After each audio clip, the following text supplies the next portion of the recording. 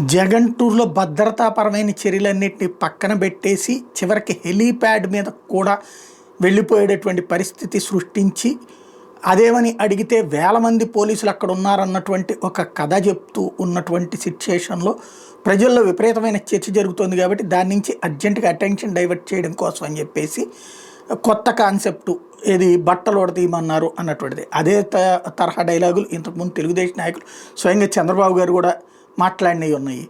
కాకపోతే ఇక దాని చుట్టూత అంటే అసలు అంశం డైవర్ట్ అయిపోవాలి. ఇక్కడ భద్రత అన్నటువంటి అంశం పక్కకి వెళ్ళిపోవాలి. హెలికాప్టర్కి సంబంధించినటువంటి విండ్షీల్డ్ పగలడం అదంతా పక్కకి వెళ్ళిపోవాలి. దాని మీద ఇష్యూలో పక్కకు వెళ్ళిపోవాలి.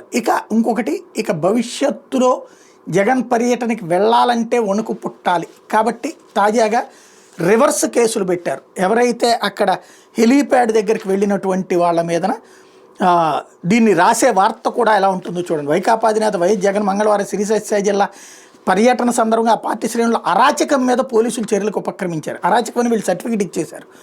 హెలీప్యాడ్ వద్ద వైకాపా మద్దతుదారులు రెచ్చిపోయారు.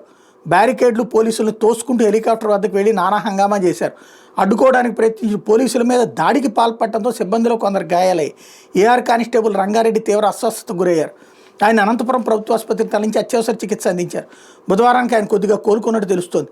రంగారెడ్డి ఫిర్యాదు మేరకు చెన్నై కొత్తపల్లి పోలీసులు కేసు నమోదు చేశారు.